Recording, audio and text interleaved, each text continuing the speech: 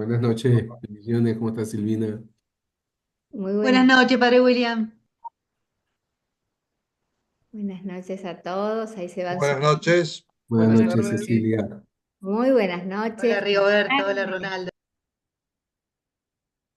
Recuperada Cecilia. Yo recuperada, sí, estaba en el aeropuerto el martes pasado, por eso no me pude sumar. Mm, Muy bien. Así que bueno, ahora estoy en una tarde muy lluviosa y linda, pero una hora menos que en Buenos Aires. Y Tú estás en Buenos Aires. ahora no, ahora estoy en el norte y hay una hora de diferencia. Y Bien. Mario está muy en el este, ahí ya les va a contar Silvina, pero Mario está en Navarra, en España. Así que tenemos con Mario desde acá 7 horas, desde Buenos Aires 6 horas de diferencia. Ah, no, 5 horas de diferencia. 5 y 6. Así que bueno, distribuidos por el mundo, como siempre. Esa es nuestra vocación, poder hacerlo lo más global posible y, y llevar este mensaje y esta propuesta a distintos lugares del planeta, en distintos momentos del día, del año, porque todo queda después a disposición, ¿no? Así que bueno, muy bienvenidos. Y Silvina, yo me comí la semana pasada un flor de asado con tu sobrino, con, con Santiago. A Pero mí bueno, también me anduvo malcriando, a mí también, sí, sí, sí, yo también ligué. Qué bueno. bueno, Ronaldo. Qué Buenas caso. noches. Buenas noches. Buenas noches a todos, a los que se van sumando a distintos lugares, qué lindo. Hola, buenas noches a todos. Buenas noches. Pablo de Buenos Aires. Hola Pablo.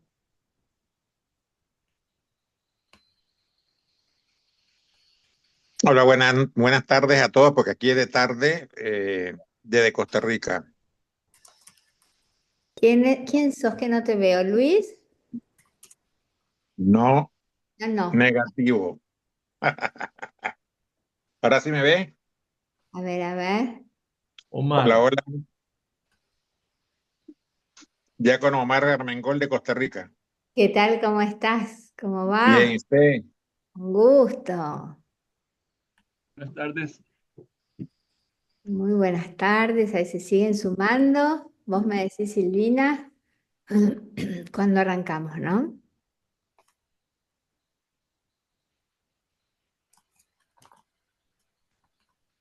Bueno, vamos a ir arrancando siendo fieles a la hora, 18:30 hora Argentina.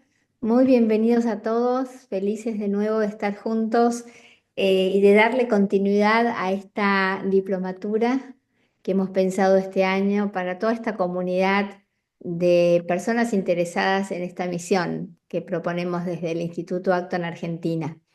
Y hoy nos toca empezar el tercer módulo para seguir hablando y explorando toda esta perspectiva que reúne esta mirada desde la antropología judeocristiana, la doctrina social de la Iglesia, la economía de mercado y una sociedad libre y virtuosa. Así que para eso es que hoy tenemos el súper lujo de contar con la presencia del profesor Mario Silar, quien desde Navarra, España, y con una gran generosidad, muy tarde, porque llevan, como les decía, 5 horas de diferencia con Buenos Aires, nos va a iluminar y nos va a ilustrar con la profundidad de sus conocimientos. Mario es una persona que nos acompaña en esta tarea y en esta misión que hacemos desde el Instituto Acton desde hace ya 20 años. Mario se sumó un poquito más tarde, pero con una enorme generosidad y fidelidad y un profesionalismo de primer nivel nos ha ido acompañando siempre. Así que bueno, bienvenido Mario, gracias por tu sí, como siempre. Y como ven en la pantalla, me toca recordarles una vez más que todo esto es posible gracias al espíritu generoso de aquellos que creen y confían en nuestra misión. La propuesta de este año y de este programa, como les digo siempre, es súper interesante. Cada donación de ustedes tiene un doble, se duplica por otro lado. Hay una persona que nos ha ofrecido duplicar la donación de cada uno de los que participamos en esta propuesta en esta diplomatura. Así que los invito a mirar al QR o con cualquier otra opción de pago, a sumarse con alguna donación. La que sea siempre será bienvenida. Así que los dejo con Silvina, quien va a presentar hoy a nuestro profesor de este tercer módulo. Muchas gracias. Hola, buenas tardes. Bueno, un gusto reencontrarnos realmente. Gracias a todos por acompañarnos. Gracias de vuelta al profesor Mario Silar, quien conduce este módulo. Y gracias a nuestros donantes también, que hacen posible sostener este y todos nuestros programas para beneficio de todos. Y a las instituciones que nos acompañan en esta diplomatura, que son la Fundación Atlas, la Fundación Base y Libertad y Progreso. Este tercer módulo trata de economía, antropología y pensamiento social cristiano. Y en esta clase el profesor Silar va a hablar de libertad económica y progreso, una breve aproximación histórica. Crítica de las críticas a la defensa de la sociedad de mercado libre. Se ve interesante. Presento al profesor Silar. Mario Silar es profesor y licenciado en Filosofía por la Universidad del Norte Santo Tomás de Aquino, máster en Derecho de la Integración Económica por la Université Paris 1, Panthéon-Sorbonne, diploma de Estudios Avanzados en Filosofía por la Universidad de Navarra, máster universitario en Formación del Profesorado, UNED, y máster en Educación del Carácter y Educación Emocional por la UNIR. Ha sido Visiting Fellow en el Witherspoon Institute de Princeton y en the University of Reading.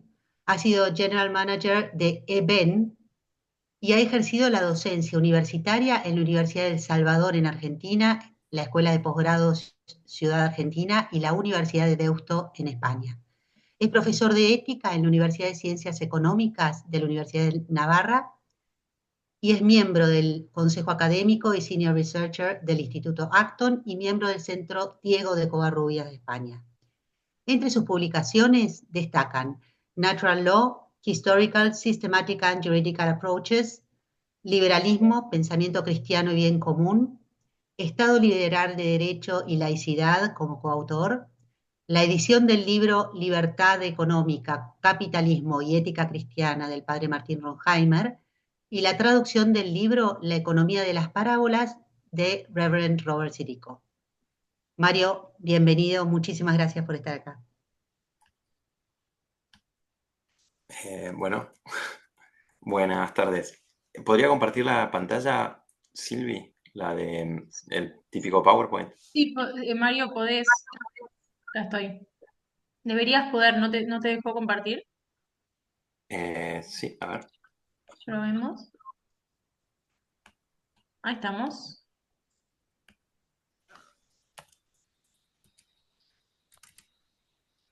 Vale. Entonces, ahora se ve el PowerPoint, ¿verdad?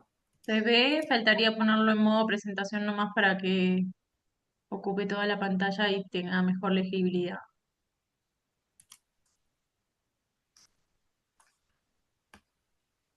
Ahí lo puse, pero se ve que no estoy compartiéndolo bien. A ver.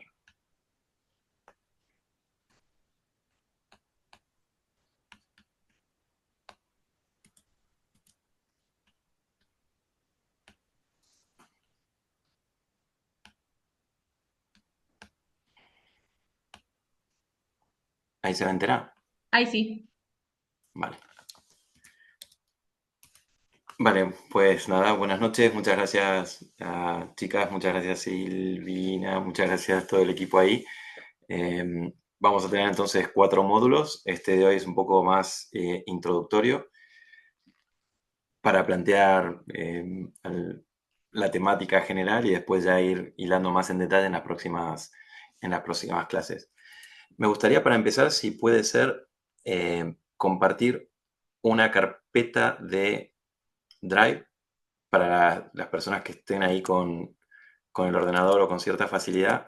Lo que intentaría es compartir un archivo para que contesten unas preguntas y lo suban en esa carpeta. Y de ese modo también poder saber simplemente nombre, apellido y ciudad o lugar en el que estáis, para después poder a lo largo de la semana mirar un poco eso y tratar de ver con quiénes estuve hablando, ¿no? Y haría esto al principio un poco para reflexionar sobre lo que quiero hablar respecto de las críticas a las críticas que se hacen a la sociedad contemporánea y a la sociedad de libre mercado genéricamente entendido. Entonces, en primer lugar, a ver, te voy a dejar en el chat un archivo para si lo puedes lo puedo compartir directamente yo.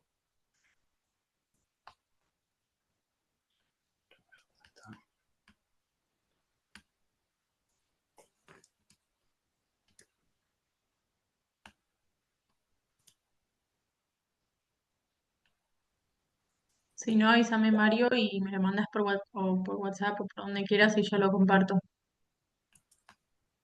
Vale, porque al estar en modo pantalla no puedo ver las otras opciones. Te lo envío al WhatsApp. Sí, no hay problema.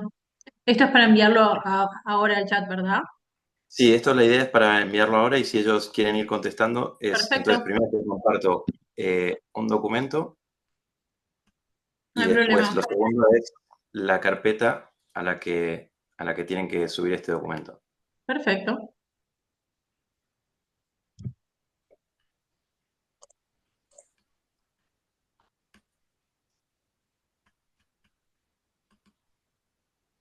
Un segundo.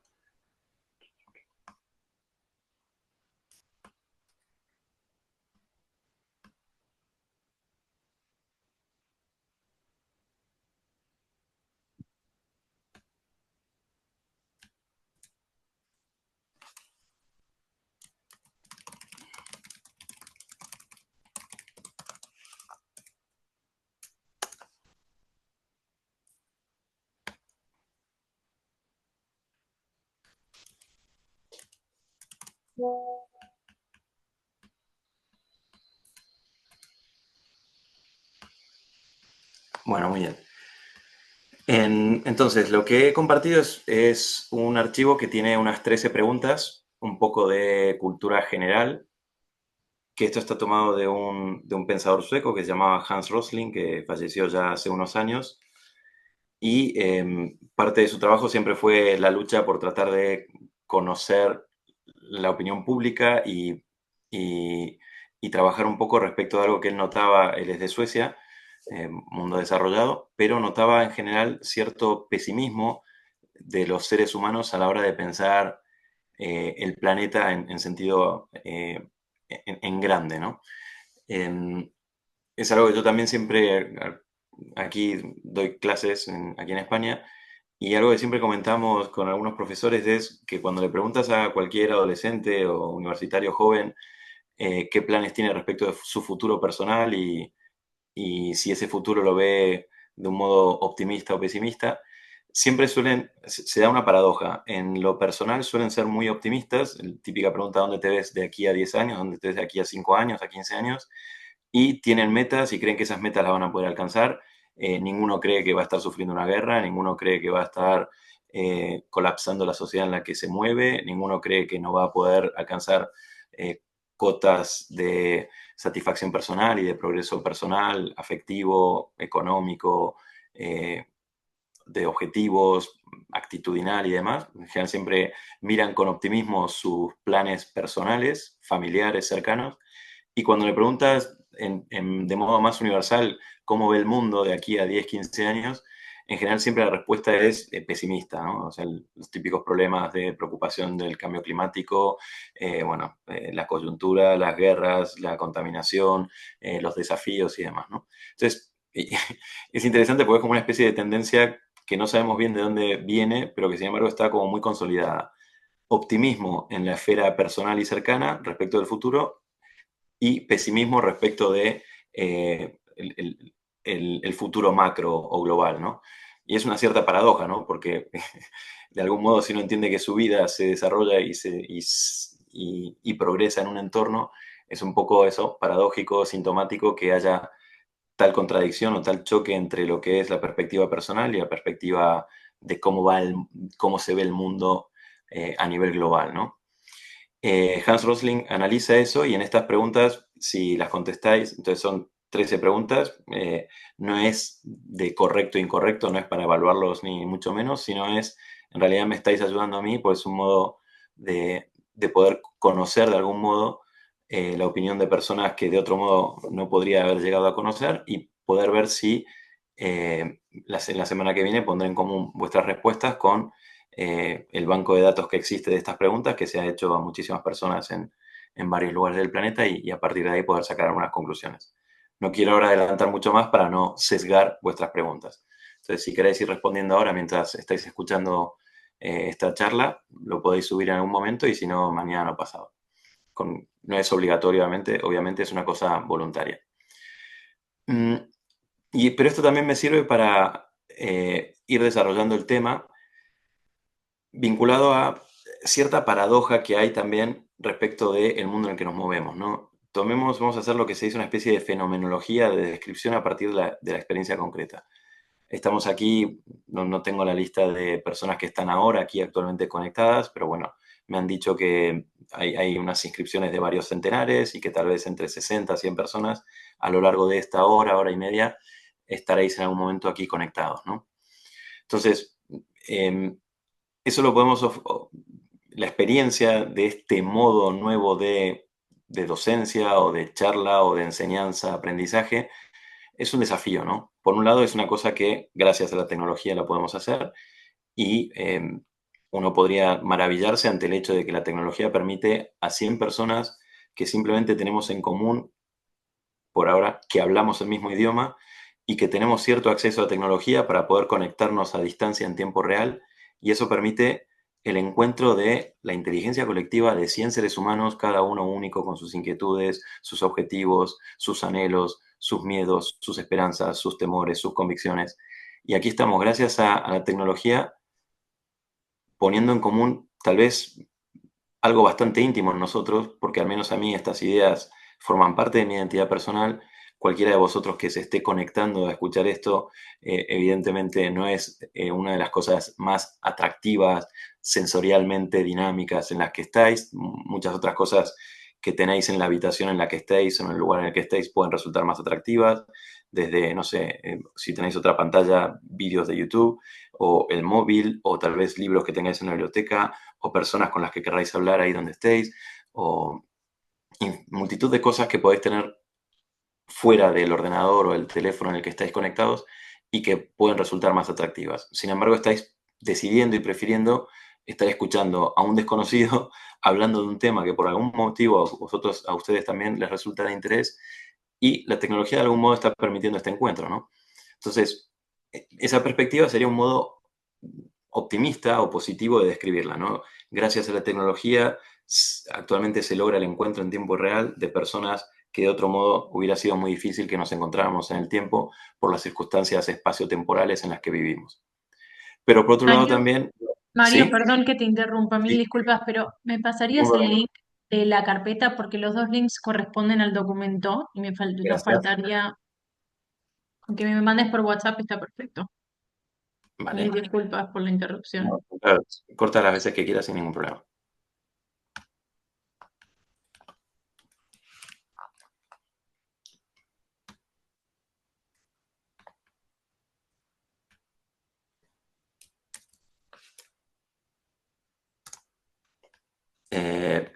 Sí, ahí pone folders.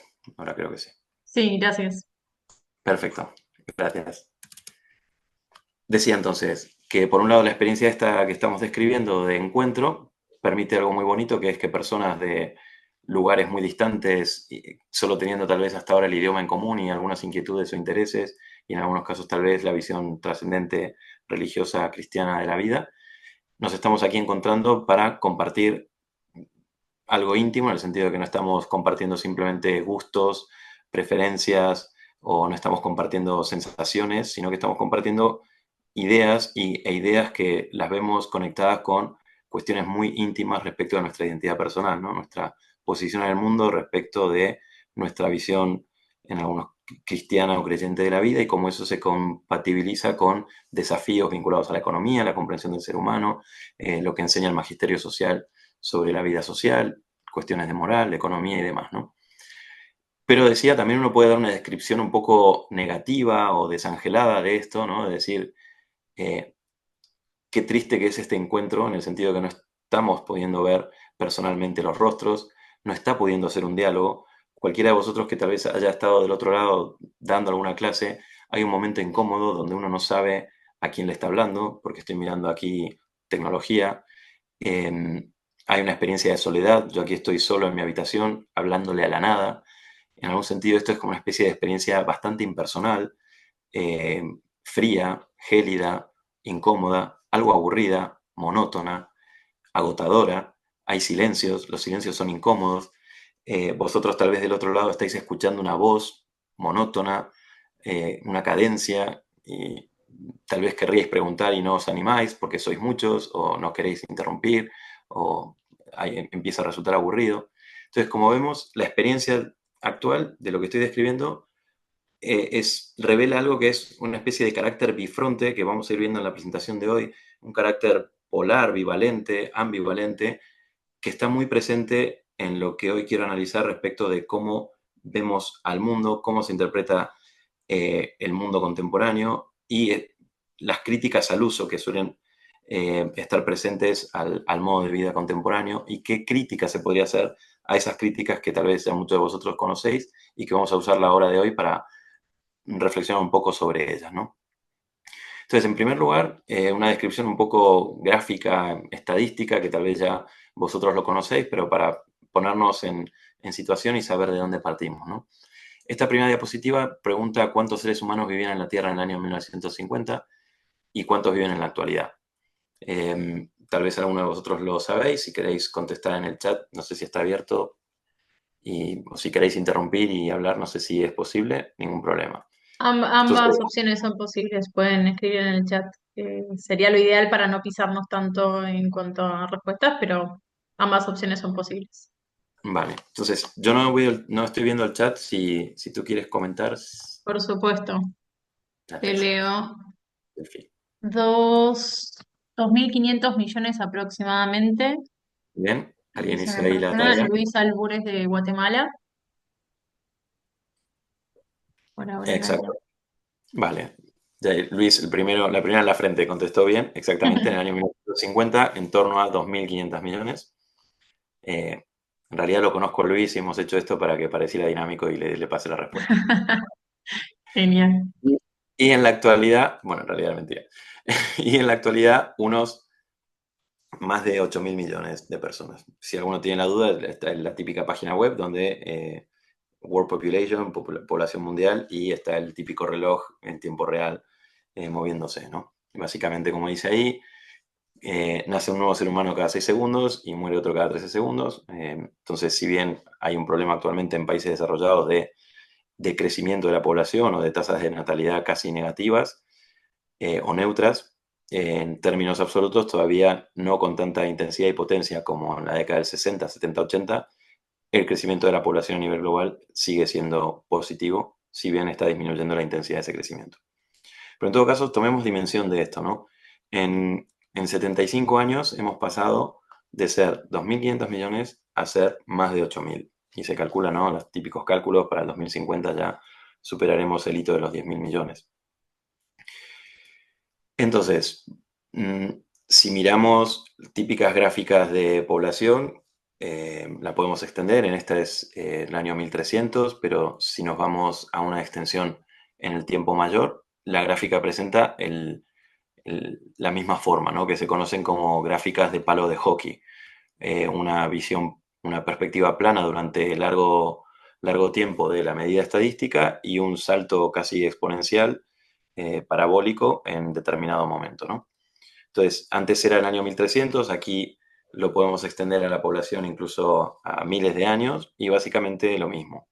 Las distintas estadísticas, hay un economista, historiador de la economía que se llama Bradford DeLong, que es el que se ha encargado de tratar de medir estos con todas las debilidades que eso supone a nivel de estadístico, de muestreo y demás, pero básicamente hay un consenso en que la población humana durante miles de años se mantuvo más o menos estable en lo que se conocen como economías de subsistencia, y algo pasó en algún momento de la historia relativamente reciente o muy reciente, según la escala que tomemos, que es realmente lo que merece ser analizado, ¿no?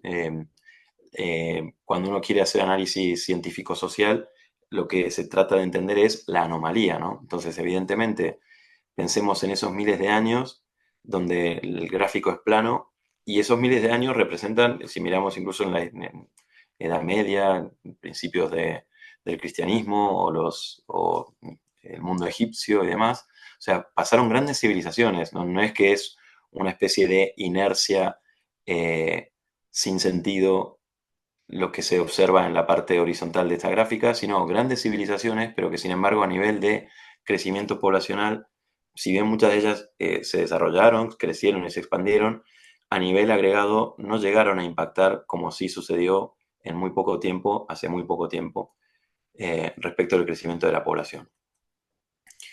Pero no solo el crecimiento de la población revela este tipo de gráfica de hockey, sino también la esperanza de vida, ¿no? No solo somos muchos más, sino que siendo muchos más, también vivimos mucho más, ¿no? Las gráficas de esperanza de vida también muestran esta forma de paro de hockey donde durante cientos, centenares, miles de años la esperanza de vida estaba estancada en torno a los 25, 35 y en un tiempo muy reciente esa esperanza de vida ha tendido a aumentar y no de modo constante, sino que exponencialmente sigue creciendo, ¿no? Sin embargo, esta gráfica es inversa, es una gráfica que revela una caída. Si miramos, tenemos ahí desde el año 1751 al 2023, tenemos índices de medición de algunos países más extensos, otros solo del siglo XX, y todos están por encima del 30% y actualmente está ahí en una escala entre el 0 y el 10. Podemos mirar que es menos del 5% los distintos países que he escogido ahí. Ghana, India, Brasil, Estados Unidos, Inglaterra, Francia y Suecia. ¿Alguien quiere comentar qué gráfica creéis que es esta? Tal vez si leéis abajo lo podéis ver, pero si no, ¿qué gráfica creéis que puede representar este descenso? La mortalidad a nivel de niños. Exacto, muchísimas gracias. ¿Cómo es tu nombre? Edgardo. Muchas gracias. Exacto, es la Child Mortality o la mortalidad infantil, medida desde el siglo XVIII hasta el 2023 y en distintos países. Son países representativos más o menos, pero si tomamos a nivel global, esta tendencia se observa. Ahora en la siguiente voy a desglosar, o sea, aquí vemos en el final de la gráfica, vemos ahí el final de los nombres, pero no vemos claramente qué porcentaje es, ¿no? Aquí lo estamos viendo. Entonces, la mortalidad infantil en la actualidad es en Ghana, uno de los países que tal vez más está sufriendo la mortalidad infantil, del 3,7, y en el otro extremo, Suecia, menos de medio punto, ¿no? 0,25%. Estados Unidos, 0,65%, Brasil, 1,4%, India, 2,8%. Entonces, este vivir más no es simplemente que se ha extendido la esperanza de vida en el sentido de que las personas viven más, sino que lo que ha permitido aumentar drásticamente la esperanza de vida es la tremenda disminución de la mortalidad infantil, es decir, de los niños desde que nacen hasta los 5 años. Aquí se ve de modo más visual, en naranja la mortalidad infantil previa a 5 años, desde 1800 hasta 2015, y en verde el porcentaje de supervivencia de niños pasados los 5 años. O sea, cualquiera de nosotros, si hubiéramos nacido en 1800, teníamos casi un 50% de probabilidades de no llegar a los 5 años, mientras que actualmente, afortunadamente, son contadas las personas que tienen el drama de perder a un niño a muy temprana edad, ¿no? Inglaterra, que es Londres, como vivió la revolución industrial, permitió desarrollo de estudios estadísticos y demás, y por eso tenemos tal vez mayores datos, por eso simplemente cojo ese ejemplo. Tenemos ahí el ejemplo de la mortalidad infantil entre 1730 y 1749, en torno al 75% en la ciudad de Londres, y en esa misma ciudad de Londres, entre 1810 y 1829, recortado en más de la mitad, al 31%. Ese 31% de 1800 era un gran éxito respecto del siglo anterior y sin embargo actualmente representaría casi 15, 18 veces más o casi 30 veces más que el porcentaje actual, ¿no? O sea, hoy sería un escándalo tener una mortalidad infantil de ese nivel porcentual. Y a nivel Profesor, global, sí, ¿y las causas? ¿Cuáles serían las causas principales? piensa. ¿Qué crees que ha mejorado entre el siglo XVIII, XVII y la actualidad en los niños? sanidad y la Las alimentación. causas de la muerte. Las causas de la muerte. Vale. Entonces, las condiciones, la mejora en la alimentación, la mejora en el diagnóstico, en el tratamiento de enfermedades, la mejora en la calidad de vida, la mejora en las condiciones de vida, permiten que desde los resfríos y las epidemias y los contagios disminuyan drásticamente. Además, tener mejor alimentación, hay mejor sistema inmunológico y entonces, el descubrimiento ya en el siglo XX de las vacunas y de los antibióticos que permiten, piensa que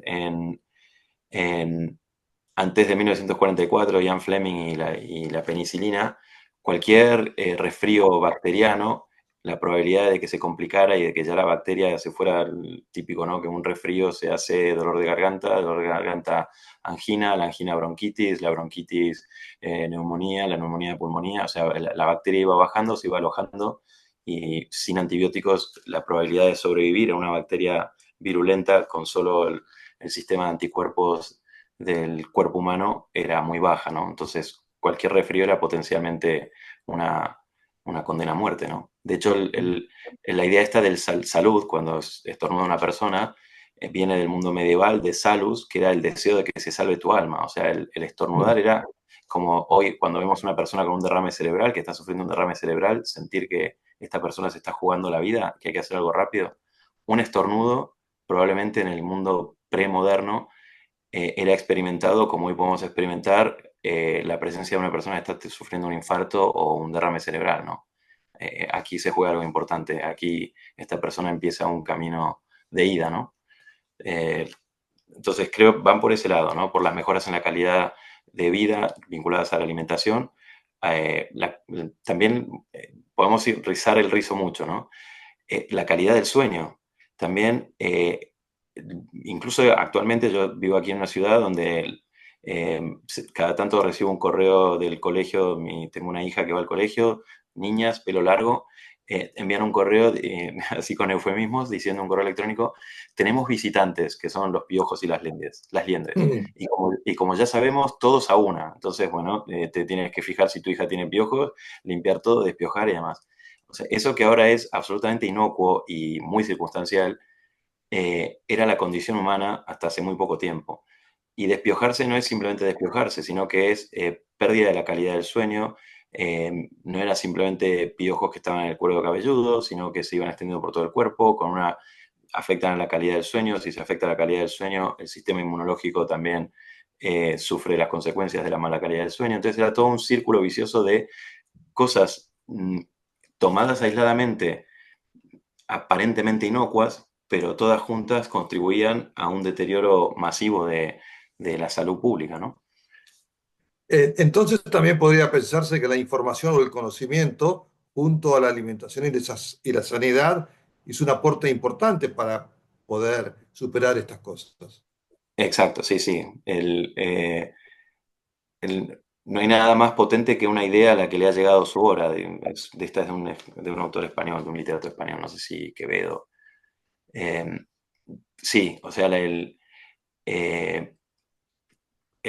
la nueva comprensión en las condiciones higiénicas, algo tan simple como lavarse las manos, algo tan simple como distinguir cuando tus manos están tocando alimento de cuando están tocando cosas que están sucias. De nuevo, todo eso es relativamente reciente, siglo XIX, siglo XX, y eso permitió mejorar la condición de vida de un modo que en su momento no fuimos capaces de darnos cuenta, ¿no? Gracias. Y eso es información, es como tú dices, son ideas. Es que otra persona, que creas eso, que entiendas la importancia de eso y que lo lleves a la práctica, ¿no? Que sean ideas que transforman tu modo de actuar y tu modo de ver el mundo, ¿no? Y bueno, simplemente por ir cerrando esta parte de la mortalidad infantil para así un golpe visual de lo que ha pasado en 200 años. O sea, no estamos hablando aquí de miles de años ni de 500, sino de 1825 a 2025 hemos pasado de una mortalidad infantil de 1 de cada 2, en torno al casi el 50%, a 3,3% a nivel global, ¿no? Con las diferencias dramáticas de países como mostré antes entre Suecia y Ghana, ¿no? Y también entonces hemos dicho, vivimos más tiempo, somos más personas, hacen las dos gráficas el palo de hockey, y una tercera que es lo que se conoce como el Producto Bruto. De nuevo, las mediciones de esto, hay dos historiadores económicos.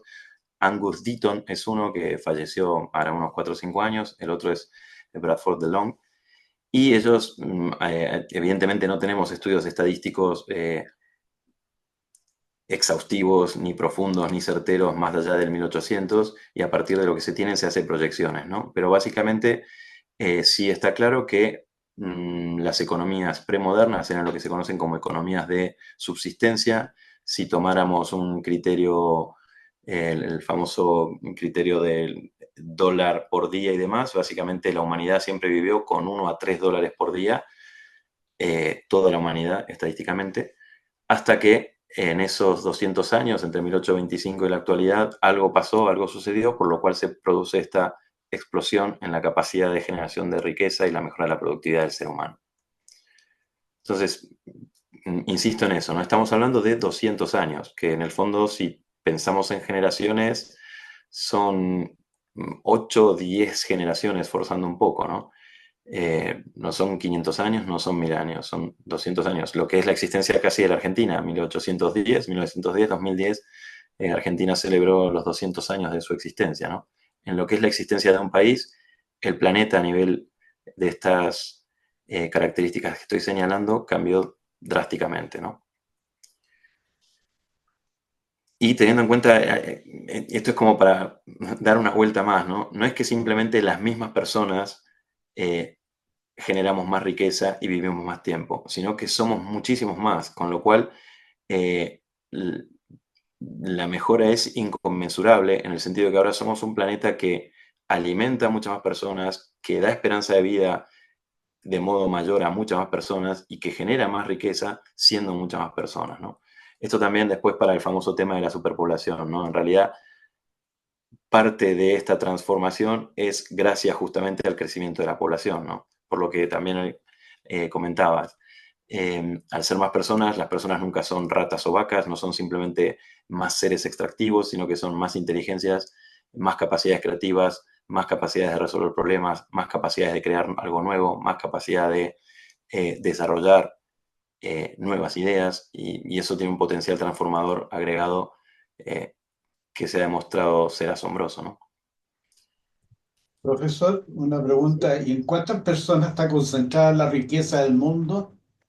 Yo había escuchado hace como unos 20 años atrás que en un avión de 250 personas estaba concentrado el 90% de la riqueza del mundo. Estoy equivocado, ¿no? No, no estás del todo equivocado. El tema es cómo medir eso, en el sentido de que, ¿qué entendemos? Esto, la idea es ver este tema porque es justamente una de las críticas, ¿no? Lo veremos más en detalle, pero por no escapar a la pregunta.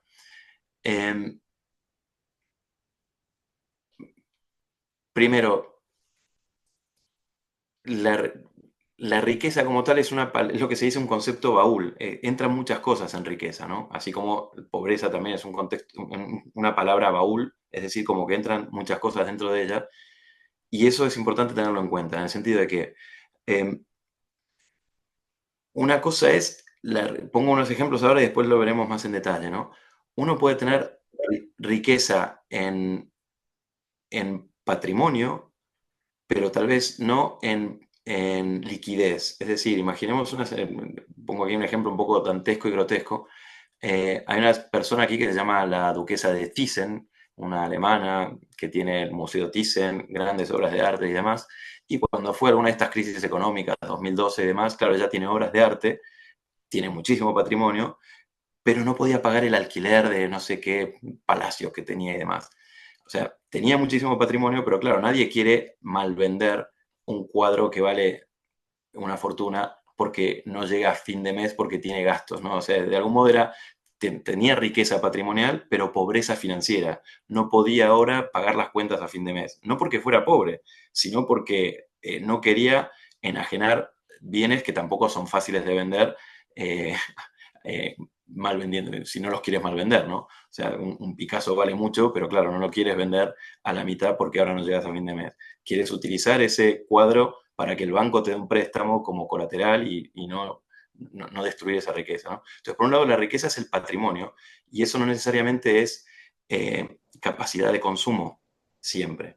Por otro lado, la riqueza puede ser renta. Hay una persona que tal vez gana mucho y por lo tanto, respecto a otra persona que gana menos o que no tiene trabajo, tiene riqueza respecto de ese ingreso. Eso es lo que se dice riqueza de renta. Pero sin embargo, tal vez esta persona que está ganando, no sé, aquí en España un salario de 10.000, 15.000 euros al mes es impensable, es muy alto, pero imaginemos que esa persona tiene gastos fijos de 12.000, 13.000 al mes. En algún sentido está generando mucha renta, está ingresando mucho dinero al mes, pero también está generando mucho gasto, está generando mucho consumo, y tal vez en la medida en que esa persona al mes siguiente o al año siguiente deje de ingresar esos 10.000, 15.000, no pueda mantener el nivel de vidas y de gastos que tiene. Mientras que tal vez otra persona que está cobrando 2.000 está teniendo un nivel de gasto de 500 y está teniendo un poder de ahorro de 1.500 al mes, con lo cual está permitiéndole generar un capital de ahorro, de inversión, de colchón, que si bien, se entiende, a nivel de comparación de ingreso mensual, no llega ni a la mitad del otro, a nivel de riqueza, en sentido de sostenibilidad de su modo de vida en el tiempo, es más sensata y es más potente, ¿no? Entonces, que toda la riqueza de 200 de las personas, del 1%, del 10%, del 5% más rico del planeta, pudiera entrar esas personas en un avión, en sí mismo no es un dato que debería escandalizar. ¿Me explico? No sé si es del todo real, pero aunque fuera real, lo que estoy tratando de mostrar es que no necesariamente toda desigualdad es mala. Si esa riqueza de esas 200 personas les permite a ellas, no sé, suena diletante o disparatado, pero tal vez la próxima generación lo vea. Evidentemente hay personas que, todos tenemos a Elon Musk y su sueño es convertir al ser humano en una civilización interplanetaria.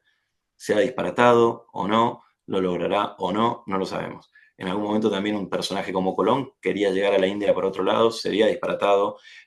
No sé qué nos daría más miedo, si subirnos a los cohetes que tenemos actualmente para llegar a la Luna o meternos en los barcos estos de madera con los cuales se cruzó el Atlántico. O sea, es simplemente un juego mental, ¿no?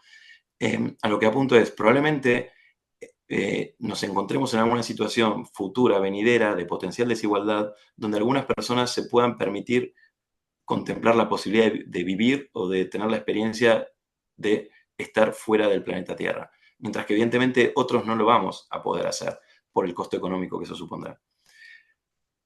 Pero si todos los que están viviendo en ese escenario futuro tuvieran condiciones de vida muchísimo mejores que en las actuales, es decir, la mortalidad infantil fuera erradicada, la esperanza de vida mejorara, las condiciones de progreso y de bienestar material y moral de todas las personas mejorara dramáticamente respecto de lo que es la actualidad, ¿eso sería malo o sería injusto? O sea, no toda desigualdad es sinónimo de injusticia. O sea, hay desigualdades que pueden ser justas en la medida en que son fruto de que tenemos distintos talentos, de que tenemos distintos intereses, de que tenemos distintas capacidades de esfuerzo, de que tenemos distinta capacidad de ver oportunidades y demás. Y en la medida en que esos escenarios generan desigualdades abrumadoras, pero que no supusieran daño y no supusieran menoscabo a las personas que en esa desigualdad están en la condición menos favorecida, en sí mismo no sería una desigualdad fruto de la injusticia, ¿no? Entonces, lo veremos más en detalle, pero lo que te quiero señalar es, aunque fuera cierta la afirmación, que tengo mis dudas y mis reservas, por lo que digo de que a qué riqueza estamos hablando, ¿no? O sea, si tomamos el sentido clásico o filosófico, típica frase de Aristóteles, el rico no es el que más tiene, sino el que menos necesita para ser feliz, ¿no? O sea, ¿qué sentido de riqueza pondríamos ahí, ¿no? Pero aunque pudiéramos poner ahí a personas según que el patrimonio, según el ingreso, según la renta, entonces ya tenemos 3 aviones distintos, en la medida en que ese patrimonio que tienen o esos ingresos que tienen no son fruto de la injusticia, y en la medida en que eso que ellos han generado no ha dañado a nadie, no necesariamente sería algo inmoral o intrínsecamente perverso. Uno puede poner el ejemplo de, aquí hay un empresario muy famoso que se llama Amancio Ortega, que supo ver la industria textil, lo que se conoce como Zara, Inditex, todo el imperio textil, hace ya casi 20 años, 30 años. Evidentemente tienen, no sé si está en la lista Forbes de los 20 más ricos del planeta, sin duda es el primero o el segundo más rico de España. Y es un hombre que ha hecho mucho bien, ha donado aparatos para detectar el cáncer a hospitales públicos, tiene unas becas Amancio Ortega, donde trata de hacer que niños con problemas económicos puedan tener un año educativo en Estados Unidos, en Canadá y demás. Pero evidentemente hay otra ala ideológica que no les gusta y que dicen, no, habría que haberle cobrado más impuestos a Amancio Ortega para no tener que vivir de su generosidad o de su caridad. Pero lo que iba es, él no tiene estudios y básicamente él lo que supo es descubrir una oportunidad. De algún modo, ¿cuál es el valor que creó Amancio Ortega? Se dice que democratizó la moda. Es decir, él en su momento hacía con su Citroën 4 viajes en otoño, invierno, primavera, verano a París, dibujaba y sacaba fotos a la moda prêt-à-porter, otoño, invierno, primavera, verano de las grandes marcas, Yves Saint Laurent, Christian Dior y demás, y volvía a Artecho, a un pueblo de Galicia, donde las costureras que conocía del pueblo y demás, les pagaba para que hiciera trajes copiando parecidos a los que veía en las pasarelas de París, pero al costo de modistas textiles en Galicia. Entonces, de algún modo, a partir de ahí, él empezó a generar la idea de qué tal si pudiera hacer que los trajes no valieran $2.000, $3.000, sino $200, $150. Bueno, uno puede decir, de nuevo, volvemos a lo que decía al principio de la ambivalencia, el ejemplo que ponía de la tecnología. Esto nos está permitiendo comunicarnos, en algún sentido es súper bonito y maravilloso, y otros podrían decir, qué pena la tecnología, cómo ha hecho que perdamos de vista el contacto humano, el rostro humano, no te puedo ver sonreír, no te puedo ver que estás asintiendo a lo que yo estoy diciendo, tú no me estás viendo a mí completamente. Entonces, bueno, hay ambivalencia. Entonces, respecto de lo de Amancio Ortega y la riqueza, lo mismo. Uno puede decir, wow, acumuló tanto, ¿para qué quiere tantos miles de millones? Y otro puede decir, no es que lo haya acumulado, sino que de algún modo esa acumulación es simplemente el reflejo de la creación de valor. Lo que hay es una mejora en la capacidad de vestirse de los seres humanos a un precio más económico, y eso tiene una mejora intangible, o sea, puede sonar muy tonto, pero está vinculado a un tema antropológico muy profundo, que es que de algún modo nuestra identidad como seres humanos se manifiesta en la corporalidad y en la materialidad.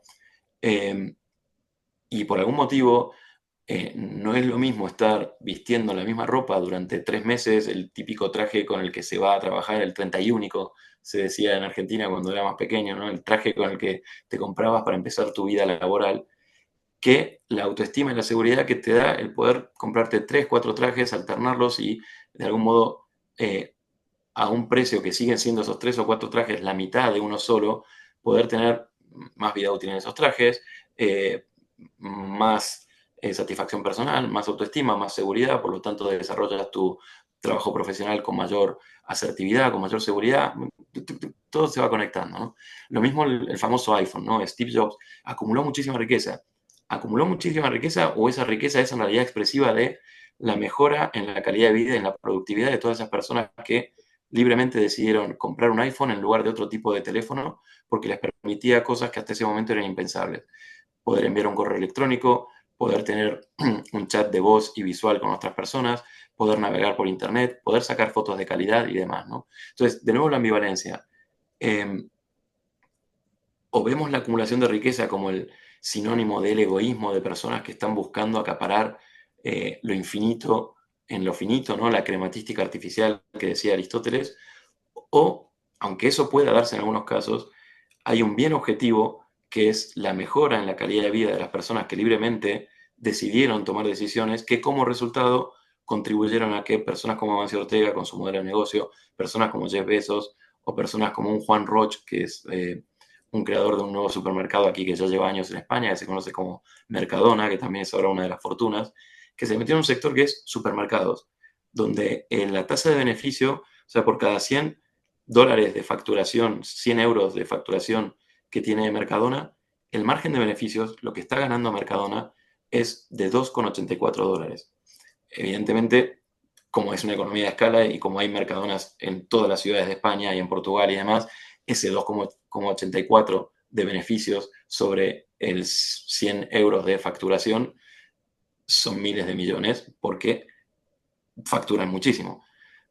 Pero evidentemente lo que ha permitido el modelo de negocio de Mercadona fue ofrecer productos marca blanca de calidad. Y entonces, en un mercado altamente competitivo, que es el de los supermercados, cualquier adolescente aquí en España te puede mencionar decenas de nombres de supermercados, algunos os sonarán también en Sudamérica, Carrefour, Leclerc, Día, Capravo, Eroski, BM, Alcampo, podría seguir y seguir y seguir, en un sector aparentemente hipersaturado, donde parecía que es imposible crear algo nuevo.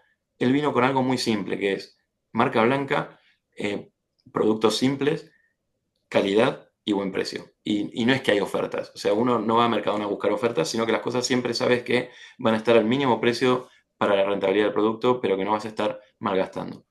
Y logró, en un ámbito, ya digo, hipersaturado, dar vuelta al calcetín de ese modelo de negocio y como consecuencia de esa genialidad, evidentemente él ahora es una de las fortunas de España, ¿no? Entonces, como vemos, es esta ambivalencia de hay ideas que pueden transformar el mundo y como consecuencia de que esas ideas que transforman el mundo crean valor y las personas deciden consumir o servirse de ese producto, bien o servicio que ese empresario ha venido a proponer al mercado, como consecuencia de eso se genera una alta tasa de rentabilidad en algunas personas y una gran fortuna.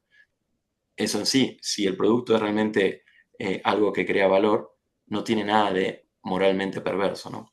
Ya siento que me haya extendido y lo veremos más en detalle en otra clase, pero quédate con la idea por ahora, mi propuesta, que existieran 200 personas en un avión y que ellas acumularan todo el 10 o el 90% de la riqueza del planeta, en sí mismo es un dato que puede, si es cierto, es ambiguo, confuso, y que en sí mismo no es moralmente malo si así fuera, en la medida en que esas personas Mira, hubieran obtenido su riqueza fruto de una acción libre y creativa en el mercado y no mediante privilegios o corrupción. Muchas quería, gracias. profesor Mario, dejar una idea solamente para seguir avanzando. Sé que está, mire, en los gráficos que nos mostró son comparaciones nominales.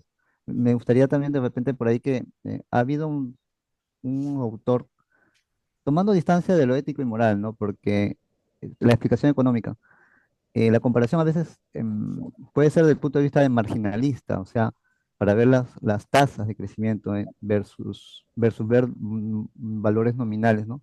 Hablaba por el tema del retorno del capital, que lo podemos comparar también con la tasa de crecimiento, ¿no? Hay un autor que normalmente no habrá sido mi biblioteca base, pero Tomás Piketty hizo un estudio de más de Sí, 105 países, sí, donde justamente el enfoque marginalista, más allá del nominal, o sea, lo presenta él, ¿no? Y fue más allá de los objetivos que tiene el libro, ¿no? Porque sí. vincula un tema de posiciones, bivalencia que siempre encontramos en este tema, pero también la economía austríaca maneja el enfoque marginalista. Entonces, sí es cierto de que el crecimiento del capital supera al crecimiento económico, o sea, lo vemos, y usted ha dado varios ejemplos de cómo el expertise empresarial logra todo ese tema, pero eso es real, o sea, existe eso que algunos no estemos en este nivel de crecimiento, sea como empresa o sea como individuos, o seamos como países. Yo lo creo que es como que el capital pues encuentra su camino, sea en tus manos o no, lo va a encontrar en la economía. Pero de todas maneras sí hay una diferencia importante, me parece. Hay una diferencia con respecto a lo que decía nuestro anterior participante, ¿no? O sea, sí existe un volumen menor que posee una mayor retorno del capital comparado con el crecimiento económico, ¿no? Sí, y o sea, por eso anteriormente no lo negué. Lo que dije es, ¿eso en sí mismo sería inmoral? Y segundo, No, claro, y eh, moral como que no, claro, yo un poco lo separo porque es un terreno muy, muy resbaladizo en el tema sí, porque son subjetividades. O sea, yo trato siempre desde que he conocido lo que es la economía austriaca, manejarme en la dimensión económica, la catalana y todo eso, o sea, sí, y creo que es más sano, sino más instructivo. sí, más Y yo creo ordenado. que sí, podrían manejarse también un enfoque marginalista para ver, porque existe una diferencia en esos retornos, ¿no? En el capital versus el crecimiento económico. Sí, y también, por agregar un matiz, eh, Creo que conoces la lista Forbes de los típicos 50 o 100 millonarios que sacan todos los años, ¿no? O sea, si tú tomas, la primera vez que empezó esa lista fue en 1987. Si tú tomas la lista de 1987 y la comparas con no hace falta la de este año, la de 2010, ninguna de esas, creo que son 50 o 100 que saca todos los años. Los 100 de la lista Forbes de 1987, ninguno de ellos está en el 2005 ni en el 2010 y demás. Eso significa que esas personas son pobres, ¿no? Por ejemplo, en la lista de 1987 estaba el creador del Pac-Man, el videojuego ese del Pac-Man. Después, en su momento también el de los Pokémon, o sea, de tipo los millonarios japoneses del mundo de la tecnología, de Nintendo y demás en los 80. Entonces, a lo que voy con esto es, nunca en la historia de la humanidad la riqueza y la posibilidad de acceso a la riqueza ha sido tan dinámica como ahora. O sea que podrá haber concentración, sí, lo podrá haber, pero de algún modo también lo que estoy diciendo es, lo que estoy tratando de señalar es, claro, también siempre es la idea esta, la utopía no es una opción, tenemos que pensar en función de escenarios que existieron o escenarios factibles, ¿no? Entonces, antiguamente la riqueza se transmitía o por casta o por sangre, ¿no? El tema de las monarquías y demás. O sea, las sociedades evidentemente no eran tan dinámicas como en la actualidad. Y eso permitía una acumulación heredada, ¿no? Las condiciones modernas han permitido un acceso a la riqueza de modos que hasta ahora nunca habíamos logrado institucionalmente generar, ¿no? O sea, hay una típica foto ahí que después la compartiré de este Jeff Bezos en 1996 que está con un ordenador. Básicamente, este hombre vio a fines de los 90 y si pudiera hacer una librería no física.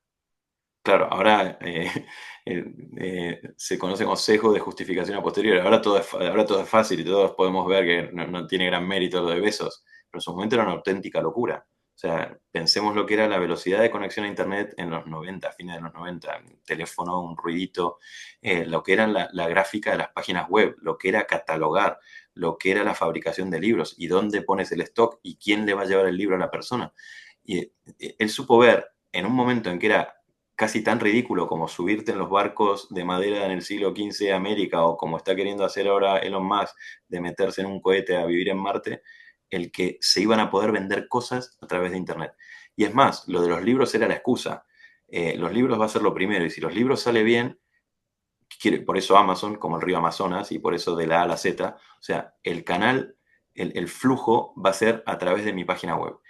Y él escribía una carta a los inversores todos los años, desde 1996 hasta creo que 2010, 2013, diciendo, o sea, él tuvo que convencer a muchísimas personas para embarcarse en esta locura de perder mucho dinero durante muchos años hasta obtener lo que él creía que podía ser posible y con esas cartas solicitando a los inversores, confiad en mí, si esto sale bien, los retornos que vamos a tener van a ser impensables porque vamos a convertir al planeta mediante Amazon en un distribuidor de productos. Y esto ha permitido que lo que son las acciones de Amazon, que no valían nada, no sé cuánto están ahora, si 1.500, 1.600, y hay personas que supieron arriesgar y supieron ver frente a ese riesgo la posibilidad de que esto pueda salir bien, quienes ahora han, como tú dices, tal vez generado un gran rendimiento económico. Pero eso antes era, o sea, ¿qué otro escenario hay, no? O sea, en el pasado las personas se heredaban por ser hijos de en la realeza, ¿no? O por, sí, patrimonios de personas vinculadas a hectáreas que tuvieran, ¿no? Terrenos que tuvieran, que también estaban vinculados justamente al poder, a la monarquía y demás, ¿no? El creador de WhatsApp, tal vez todos vosotros utilizáis WhatsApp. Si mal no recuerdo, es no de ucraniano de ahora, es un ucraniano de fines de los 90, que en su momento ya vendió esto a Mark Zuckerberg y demás. Y es una persona que pensó, y si pudiera ser un modo de comunicación más económico, era una época y ya el WhatsApp fue la tercera o la cuarta generación, ¿no? Pero mucha gente pensaba, hay un mundo en el cual escribíamos SMS y pagábamos por cada SMS que enviábamos. Y entonces hay personas que pensaron, y si pudiera ser mediante la tecnología, que la gente se comunique con texto sin tener que pasar por la telefónica y no tener que pagar por cada mensaje que se envía, Entonces, bueno, terminó de todos esos proyectos que surgieron, WhatsApp fue el que de algún modo mejor enganchó con lo que el usuario quería, y en su momento esa persona que de Ucrania se fue a Estados Unidos, que vivió con ayuda de cheques, porque era una familia inmigrante y demás, estoy hablando de fines de los 90, principios del 2000, bueno, vendió eso y ahora es un millonario que no sé qué será de su vida. A lo que voy, si bien hay acumulación, nunca en la historia de la humanidad fue posible generar y acceder a la riqueza como sucede en la actualidad, ¿no? Entonces, de nuevo, este fenómeno de ambivalencia o fenómeno bifronte, ¿no? Es una sociedad dinámica y como consecuencia de ese dinamismo se pueden generar grandes asimetrías respecto a aquellas personas que crean riqueza, dejando aparte el hecho de que sean propuestas de generación de riqueza que no dañan, que no son extractivos, que no son fruto de la corrupción o de los privilegios y las prebendas legales, ¿no?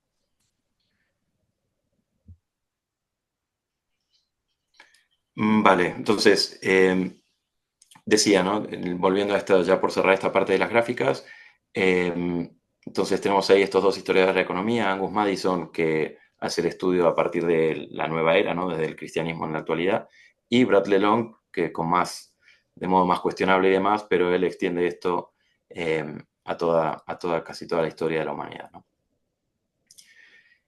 Y por ponerlo entonces, no sé si conocéis esta página, si alguno está en investigación o docencia o puede servirle, se llama Gapminder, y es esta página de este Hans Rosling, de la persona que hizo la encuesta esta que les pedí que contestarais, que ya falleció, pero la página se sigue manteniendo, tiene una hija y demás. Entonces aquí podemos ver en esta gráfica, en el eje horizontal, el Producto Bruto Per Cápita, el GDP, Gross Domestic Product, y la esperanza de vida en el eje vertical. Y los colores representan, como vemos ahí a la derecha, los distintos lugares del planeta, ¿no? El azul para África, el rojo para Asia, el amarillo, el amarillo para Europa y Eurasia, la parte de Rusia en la actualidad, el verde para América y el rojo para Asia, sudeste asiático y Oceanía. Y ahora entonces, os aconsejo, si os gustan estos temas, la página, en el sentido que puedes elegir tu país, compararlo con otro, tienes acceso a estadísticas de todo tipo y es muy intuitivo, muy sencillo. Y creo que sí, también tiene la opción de ponerlo en español y demás. Entonces, si cogemos el dato con el que empiezan más o menos por la rigurosidad de los datos que se pueden tener aproximadas, es 1800, ¿no? Si pusiéramos 1800, ¿cómo creemos que estarían estas burbujas? Estarían hacia la gráfica horizontal, tenemos $500. Fijémonos que también es acumulativo, no es que es 500, 1000, 1500, 2000, 2500, sino que salta de 500 a 128.000, en la línea de lo que decía quien recién participaba, ¿no? O sea, la tremenda acumulación que hay en algunas personas respecto de otros, ¿no? Entonces tenemos 500, 128.000 y tenemos, bueno, nacimiento 10 hasta 90 años. Si cogiéramos 1800, ¿dónde creemos que estarían tal vez la gran mayoría de las burbujas? Por aquí, por aquí, por aquí. O sea, básicamente, ya como intuiréis, están abajo a la izquierda, ¿no? Entonces, 2023, 1800. Si miramos 2023, aquí superpongo las dos. Si miramos 2023, la gran mayoría del planeta está, bueno, todo el planeta está por encima de 50 en esperanza de vida y la gran mayoría podemos decir que está entre el nivel 2 y 3, entre los 60 y los 90 y en nivel de ingresos entre los 4.000 y los poco menos que 30.000, ¿no? Podemos decir que están aquí. Y si cogemos 1800, la gran mayoría está todos por debajo de 40 casi, y la gran mayoría en torno a 1000. Si consideramos principalmente el tamaño de las burbujas, de los globos, representa también la correlación poblacional, ¿no? Por eso el tamaño del rojo del sudeste asiático.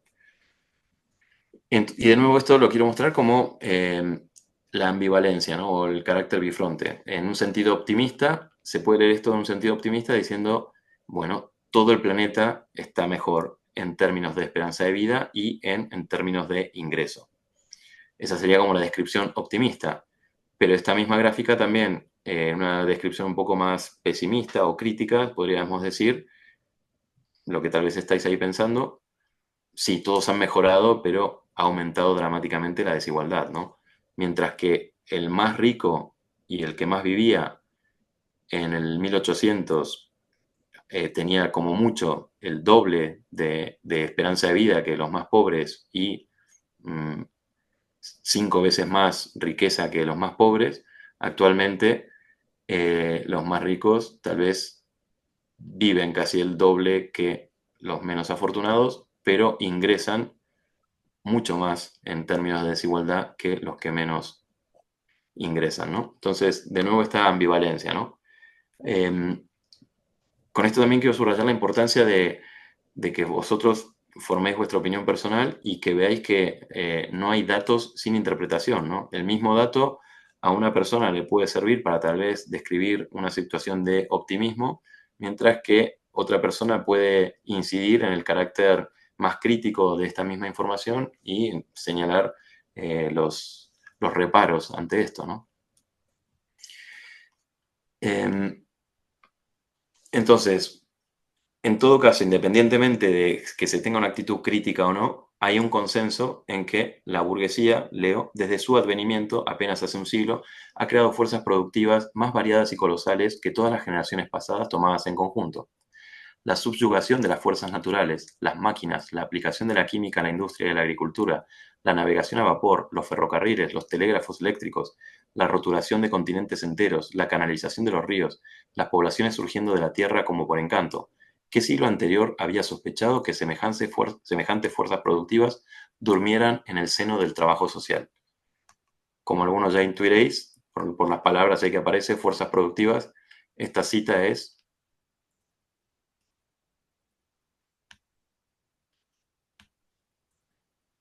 del Manifiesto Comunista, ¿no? Entonces, con esto quiero mostrar que independientemente de la opinión que se tenga del capitalismo, hay un consenso en todo el espectro ideológico de que sin duda este cambio se ha producido por el capitalismo. El tema es ese, no el juicio moral que se hace sobre ello. Pero incluso quienes son críticos reconocen este cambio, eso es lo que quería señalar, ¿no? Entonces, vamos ahora en esta última parte, antes de pasar a las preguntas, a las críticas. Entonces, esto fue una descripción de el mundo ha cambiado, ese mundo que ha cambiado es, en mi humilde opinión, es una cosa impresionante, maravillosa, no perfecta, no celestial, evidentemente, y no se busca eso, nunca en la Tierra va a haber una situación de paraíso, pero es una cosa de la que de algún modo bien podría ser, ante tantos males, ante tantos problemas que hay, ante tantos desafíos, un factor de fondo de esperanza. Es decir, bueno, a pesar de todo, el ser humano en este desafío civilizacional ha dado buenos pasos, a pesar de todos los dramas, a pesar de las hambrunas, a pesar de las guerras, a pesar de la violencia, a pesar de las atrocidades, a pesar del sufrimiento de los inocentes y demás, no hemos desaparecido y hemos, en términos estadísticos mayoritarios, mejorado la esperanza de vida, mejorado las condiciones de vida, mejorado las condiciones de acceso a la riqueza a nivel global. Sin embargo, uno dice esto y es como que siente casi como temor, ¿no? Uno ya me puede estar imaginando los peros que espontáneamente a vosotros tal vez os estén saliendo o hayáis escuchado, o si decís esto vais a escuchar, ¿no? Entonces, por un lado, una de las primeras críticas es, sí, muy bien, Mario, todo esto, pero ¿a qué precio, no? Entonces, esta es la típica imagen de poner una foto fija grabando en un aeropuerto, tipo en 3 horas de una mañana, todos estos aviones despegan de ese aeropuerto, ¿no? Entonces, esto es una especie de metáfora de la aceleración del mundo moderno, ¿no? Entonces, sí, toda esta productividad, primera crítica, lleva a una especie de desenfreno vital que hace que el ser humano de algún modo pierda el norte, ¿no? Entonces, una especie de primera crítica es una especie de visión de añoranza del pasado, ¿no? Que es lo que muestra esta imagen, ¿no? Volvamos a aquel tiempo pasado donde hacer un desayuno rico y frugal como los que algunas personas hoy podéis disfrutar, llevaba 8 horas, ¿no? O sea, cualquiera que vaya de vez en cuando que tenga la fortuna de que lo inviten a un hotel, los típicos desayunos de hotel que uno nunca tiene en su casa, entonces aquí es el café y una galleta, pero a veces cuando bajas a un hotel y están ahí todas las frutas y el café y el yogur y los cereales y demás, ¿no?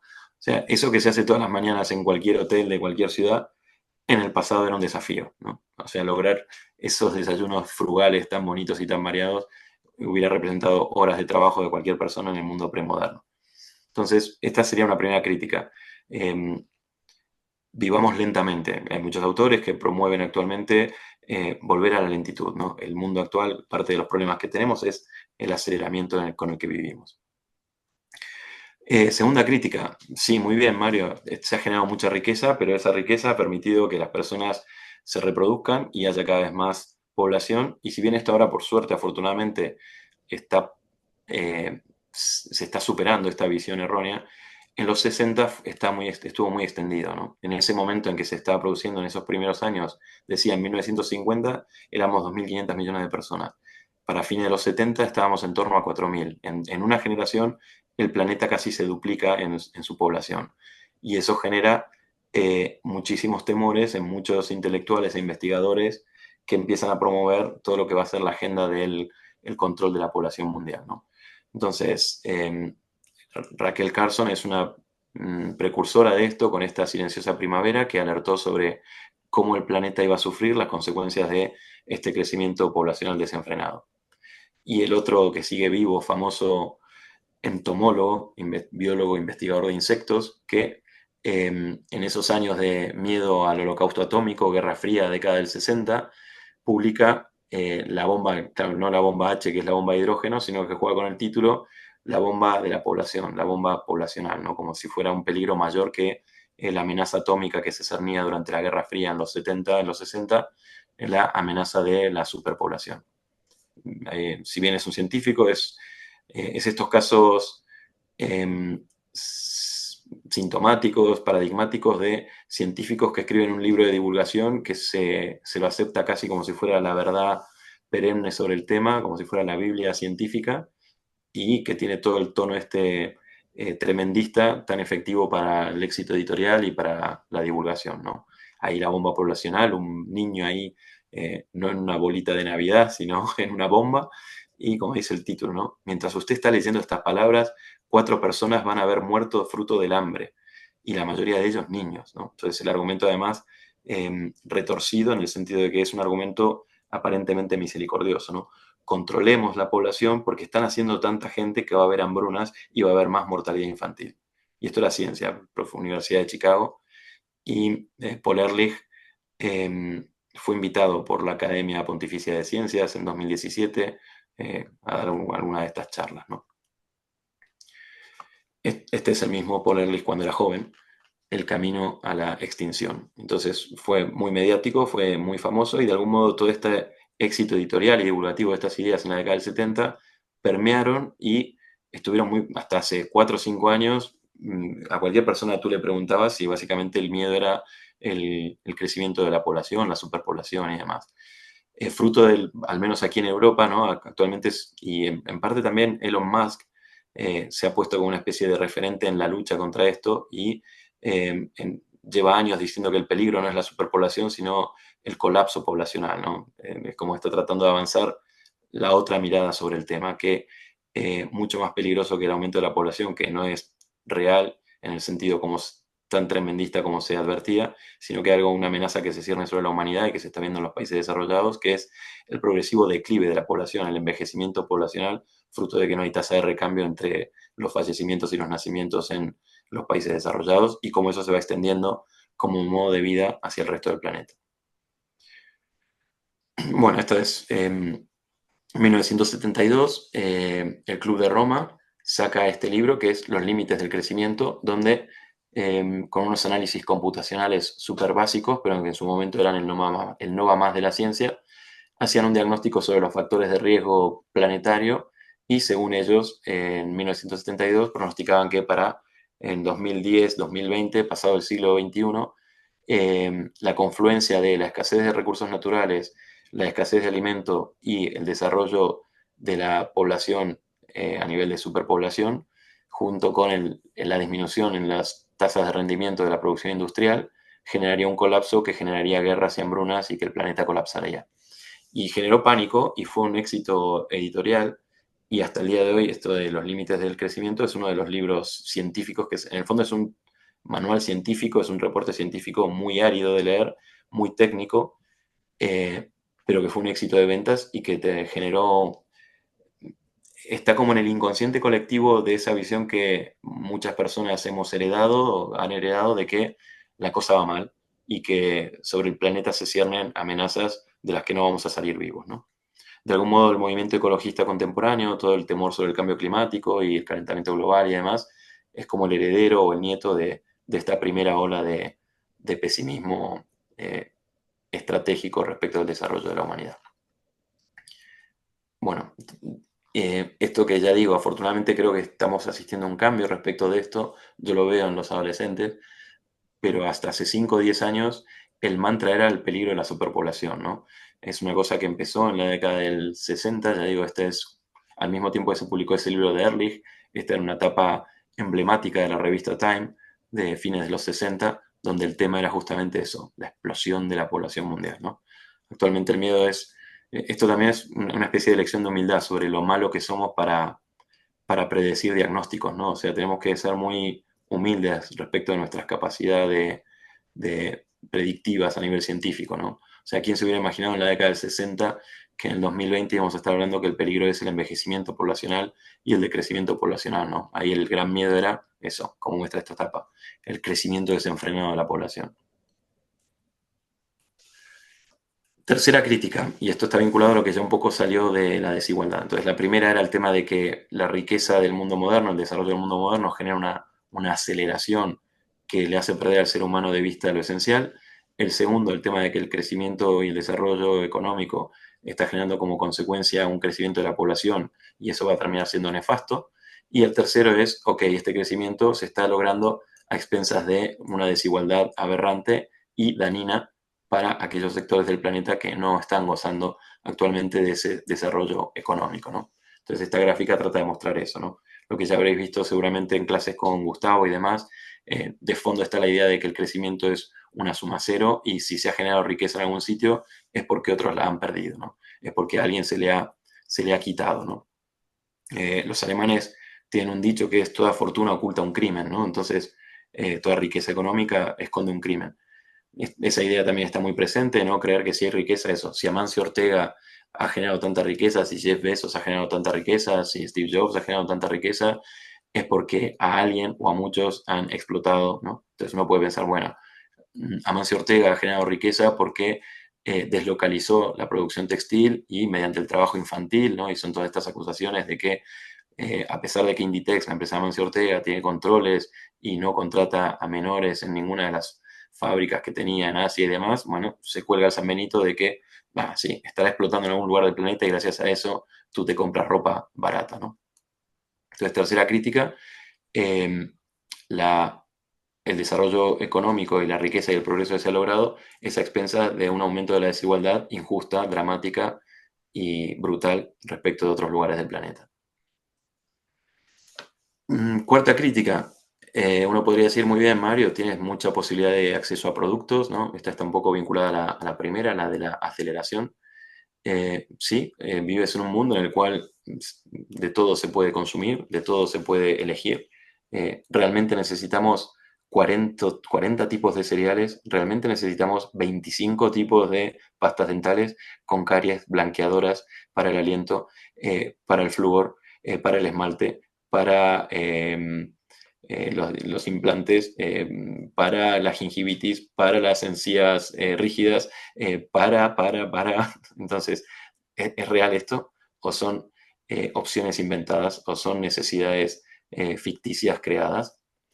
Entonces, Barry Schwartz es un psicólogo, hay una TED Talk de hace unos años, un psicólogo norteamericano que ya hace unos años propuso esta tesis de la paradoja de la elección y en la misma línea de volver a una sociedad más lenta frente al aceleracionismo del mundo moderno, él propone live simply, ¿no? Vivir simplemente frente a este mundo que te ofrece tantas opciones, tratar de minimalizar, de buscar el minimalismo, porque este aumento, esta explosión de elección, lejos de traer paz mental, trae más ansiedad, más insatisfacción y más ansiedad y demás, ¿no?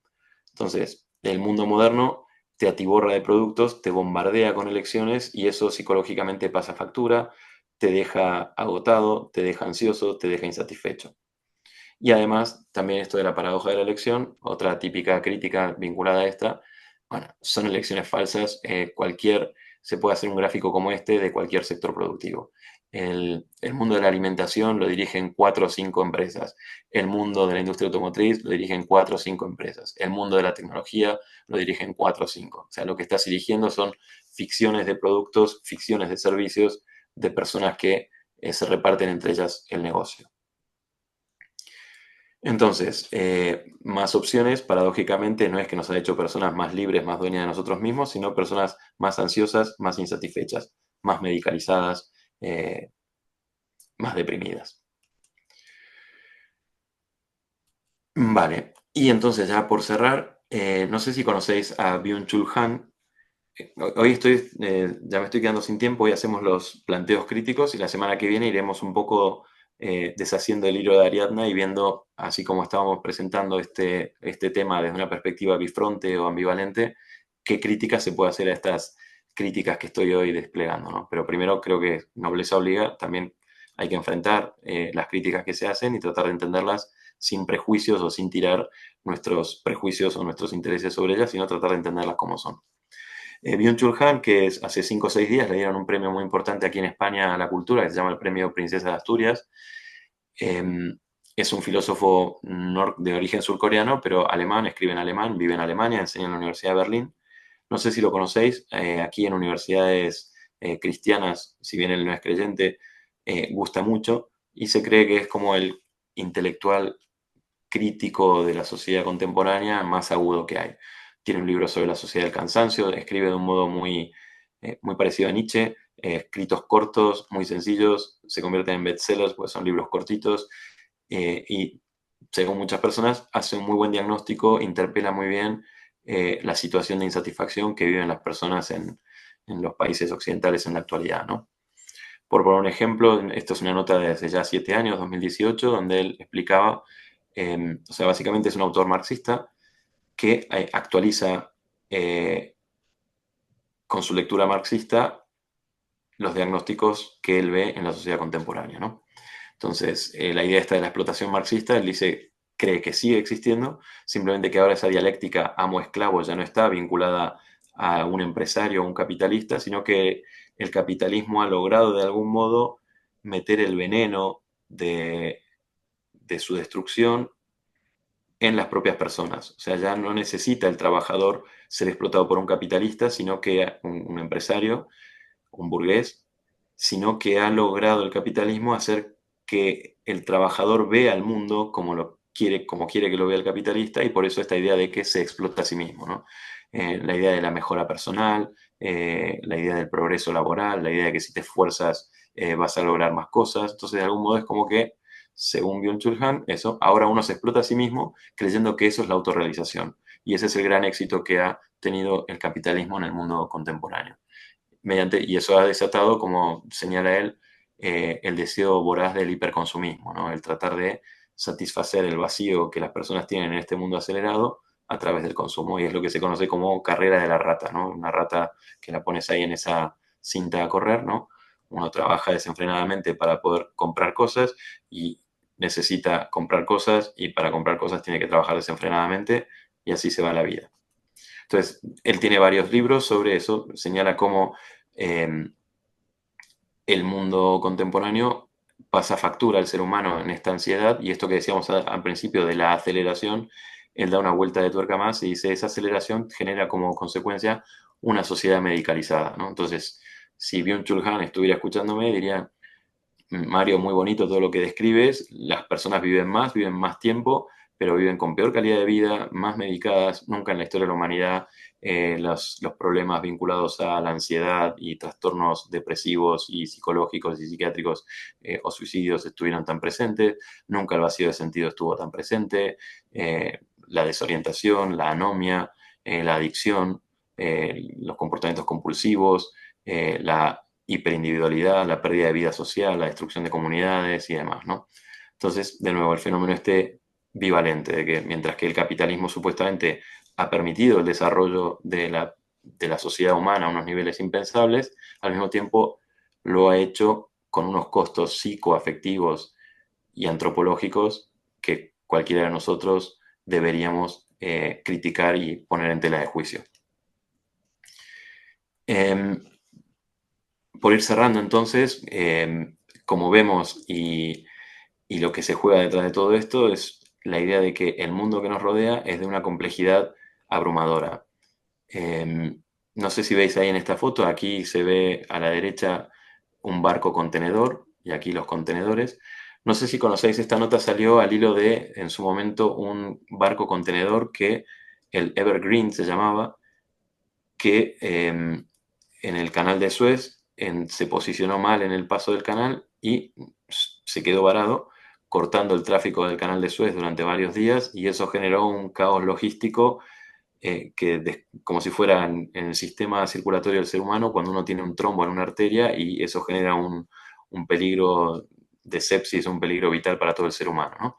Y al hilo de eso, este artículo y varias personas analizaban la fragilidad sobre la que se sostiene el mundo moderno debido a la complejidad, donde cualquier elemento de esta cadena de suministro global resulta dañado, y las consecuencias, el daño de ese trastorno puede ser inconmensurable, y eso genera una situación de inseguridad global que no somos capaces de medir, ¿no?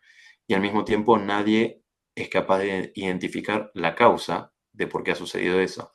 No sé si habéis escuchado en las noticias, aquí España hace hoy 12 días tuvo algo que en inglés se conoce como blackout, esta idea de que de repente, ¿qué pasaría si, ¿no? Típica situación apocalíptica de que se quede todo el país sin energía. Y eso sucedió, y en algunos lugares duró unas 10, 12 horas. Afortunadamente no llegó a la noche y estamos casi llegando al verano y hay luz hasta altas horas de la tarde, pero en algunos lugares el problema empezó a las 11 de la mañana y en algunos lugares hasta las 9, 10 de la noche no recuperaron la luz. Ahí no hubo problemas sociales, no hubo violencia ni mucho menos, pero el análisis fue que si eso hubiera durado toda la noche o si se hubiera extendido durante más días, claro, perdida la electricidad, se pierde la alimentación, las cadenas de frío, inquietud, las personas, o sea, quedaron incomunicadas, o sea, si se te acaba la batería del móvil tampoco tienes acceso a información, había gente que se iba al coche para con el auto encendido, el vehículo encendido, escuchar la radio y enterarse qué pasaba. Entonces fue como una especie de pequeño momento de angustia social que en algunos lugares de España, que duró el corte de luz más tiempo, se vivió sin violencia pero con cierta inquietud, ¿no? Al día de hoy no se sabe cuál fue la causa. Hay hipótesis, así como lo del COVID, que tampoco sabemos con ciencia cierta cuál fue la causa y hay hipótesis encontradas. Con esto está sucediendo lo mismo. El gobierno señala que al principio dijo que se iba a encontrar responsable de esto en semanas, después ya se dijo que en 3 a 6 meses, ahora ya se dice que se va a ir hasta el fondo, pero que no se tiene todavía claro qué pasó. Y probablemente nadie sepa claramente qué sucedió. Lo cierto es que en algún momento el sistema eléctrico es como el sistema circulatorio. Necesitas tú dar electricidad y al mismo tiempo tomar electricidad, y tiene que haber un matching, un encuentro perfecto entre eso. Si tú ofreces mucha electricidad y no hay consumo, puede colapsar el sistema, al igual que puede colapsar si hay demasiado consumo y no hay oferta. Entonces, parece que hubo un sobreexceso de oferta. Sí, que hubo un sobreexceso de oferta, que hubo mucha energía volcada en el sistema, no había demanda y por lo tanto se produjo un corto que hizo que se fuera a cero la provisión de energía en toda España y Portugal.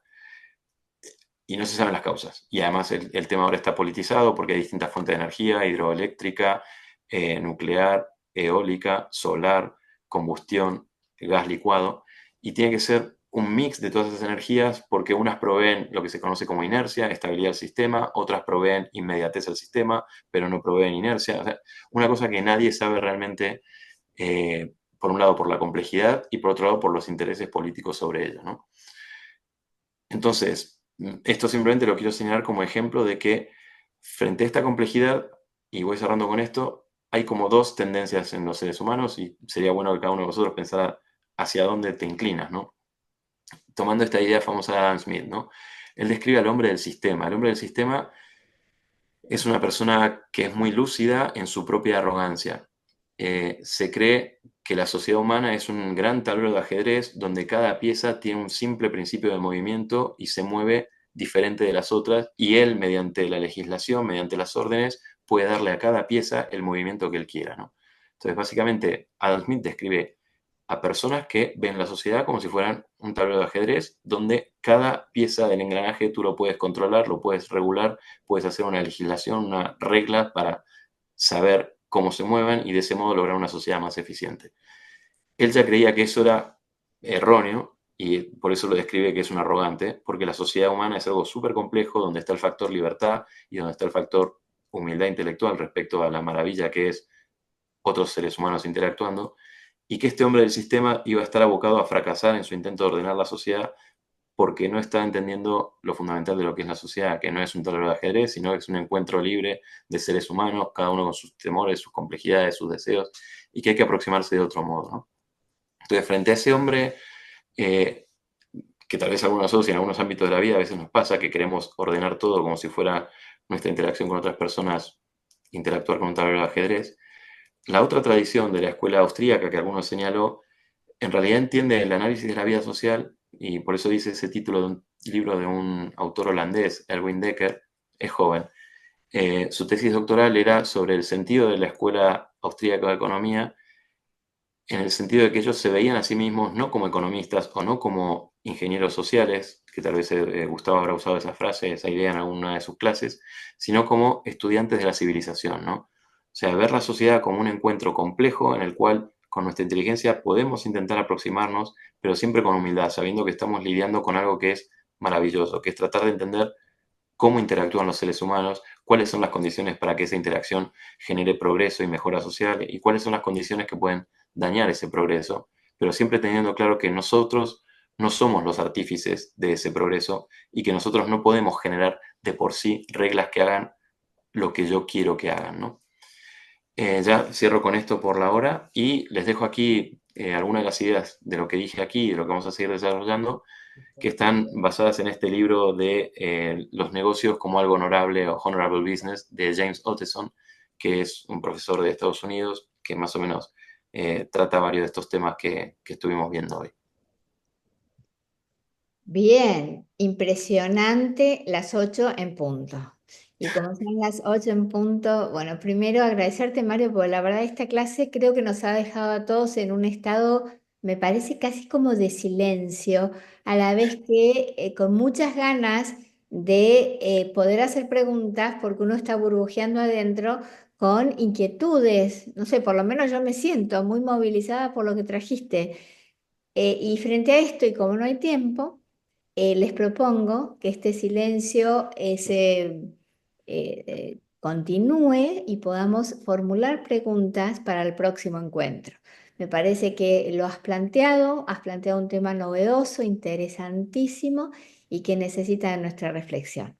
Así que Y hoy... aprovecho, Sí, perdona, veo que está la carpeta, que hay varios que han contestado. Estoy aquí viendo la carpeta donde han contestado Rubén, Elvio, Gaby, Salmerón, es el nombre del correo, pero no sé su nombre. Ah, Omar.